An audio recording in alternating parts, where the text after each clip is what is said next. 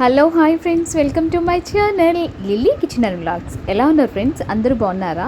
Today మనం గుత్తి వంకాయ, అదేనండి మువ్వ వంకాయ కర్రీ ఎలా ప్రిపేర్ చేసుకుందామో చూసేద్దాం.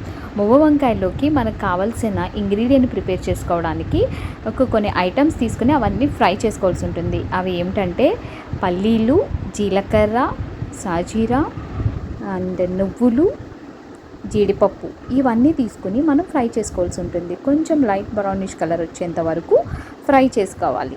ఇవన్నీ ఒకసారి కలుపుకుంటూ మనం ఫ్రై చేసుకోవాల్సి ఉంటుందండి. ఇవేంటంటే మనం మువ్వ వంకాయలోకి ఇవంతా మనం కలిపి పెట్టుకుని మువ్వ వంకాయలో పేస్ట్ చేసి పెట్టుకోవాల్సి ఉంటుంది కాబట్టి. అలాగే ఇక్కడ నేను ఎండు కొబ్బరి కూడా యాడ్ చేశానండి.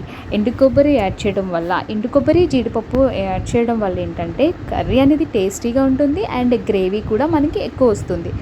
సో అందువల్ల మనం ఇవన్నీ నేను ఎండు కొబ్బరి యాడ్ చేశాను. ఇవన్నీ ఏంటంటే ఒకసారి మనం ఫ్రై చేసుకొని ఫ్రై అయ్యాక ఒక మిక్సీ జార్లోకి తీసుకుని మిక్సీ చేసుకోవాల్సి ఉంటుంది. ఇలా మిక్సీ చేసుకున్నాక ఇలాగ ప్రిపేర్ అవుతుందండి. ఇలా ప్రిపేర్ అయిన దాంట్లో మనం ఒక 2 ఆనియన్స్ తీసుకుని పీసెస్ కింద కట్ చేసుకొని అవి కూడా ఏదైతే మనం మిక్సీ చేసుకున్నామో అందులో యాడ్ చేసుకోవాల్సి ఉంటుంది. ఇక్కడ అల్లం వెల్లుల్లి పేస్ట్ నేను యాడ్ చేశానండి. అల్లం వెల్లుల్లి పేస్ట్ లేని వాళ్ళు అల్లం వెల్లుల్లి కూడా విడిగా వేసుకోవచ్చు. ఇలా వేసుకుని అలాగే కొత్తిమీర అండ్ కారం, పసుపు కూడా నేను యాడ్ చేసి ఇది కూడా ఒకసారి మిక్సీ పట్టేశాను. ఇలా మిక్సీ పట్టుకున్నాక మనకి ఏమిటంటే ఒక గ్రేవీ అనేది ప్రిపేర్ అవుతుంది.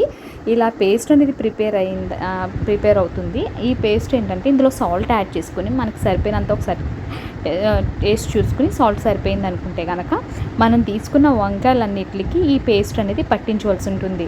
ఇలా పట్టించాక నేను వంకాయలన్నిటికి పేస్ట్ పట్టించానండి. కొంచెం మిగిలిన పేస్ట్ని పక్కన పెట్టుకోవాలి. ఇప్పుడు స్టవ్ మీద కడాయి పెట్టి అందులో ఆయిల్ పోసి మనం ఏదైతే వంకాయలకి మ్యాగ్నేట్ చేసి పెట్టుకున్నామో ఆ వంకాయలన్నిటిని మనం ఫ్రై చేసుకోవాల్సి ఉంటుంది. ఇలా ఒకసారి మనం కలుపుతూ ఫ్రై చేసుకోవాలంటే ఇలా ఒక్కవైపే ఉంచేస్తే ఏంటంటే వంకాయ ఒకవైపే ఫ్రై అవుతుంది కాబట్టి మనం అలా తిప్పుతూ లో ఫ్లేమ్లో పెట్టుకుని మనం వంకాయని అటు ఇటుగా ఈవెన్గా ఫ్రై చేసుకోవాల్సి ఉంటుంది. ఈవెన్గా మనం తిప్పుతూ ఒక్కొక్కసారి అలా ఫ్రై చేసుకున్నాక ఒక 5 మినిట్స్ పాటు మూత పెట్టేసి ఉంచాలన్నమాట. ఒక 5 మినిట్స్ మనం మూత పెట్టి ఉంచి తీసి చూస్తే ఇలాగ లైట్గా ఫ్రై అయ్యిందండి. ఫ్రై అయ్యింది. వంకాయ అనేది మెత్తబడుతుంది. ఇలాగ మళ్ళీ ఒకసారి మనం మళ్ళీ కలుపుకొని ఈవెన్గా 2 వైపులా ఫ్రై అయ్యేంత వరకు కలుపుకోవాల్సి ఉంటుంది.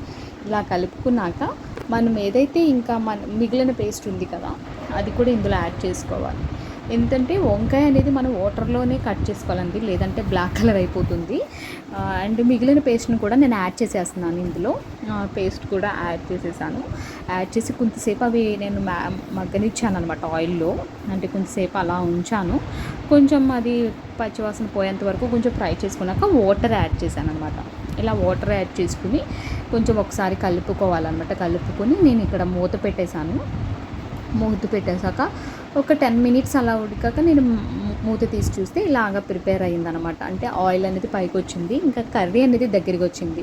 ఇంకా ఒకసారి ఇందులో ఏంటంటే మనం మసాలా కూడా యాడ్ చేసుకున్నాము. గరం మసాలా యాడ్ చేసేసి ఒకసారి అటు ఇటు కలిపేసి అండ్ టేస్ట్ చూసి అంటే సాల్ట్ సరిపోయిందో లేదో ఒకసారి చూసుకుని స్టవ్ ఆఫ్ చేసుకోవాల్సి ఉంటుంది.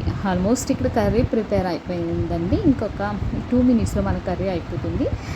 కర్రీ అనేది స్టవ్ ఆఫ్ చేసేసి కర్రీ ప్రిపేర్ అయిపోయింది. ఇంకా స్టవ్ ఆఫ్ చేసేసి నేను ఒక ప్లేట్లోకి కూడా తీసేసుకున్నాను.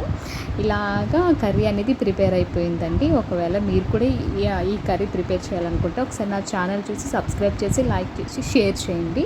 మంది చూస్తున్నారండి, thank you so much for చూస్తున్నారు. లైక్ చేసి షేర్ చేయండి, సబ్స్క్రైబ్ చేయండి.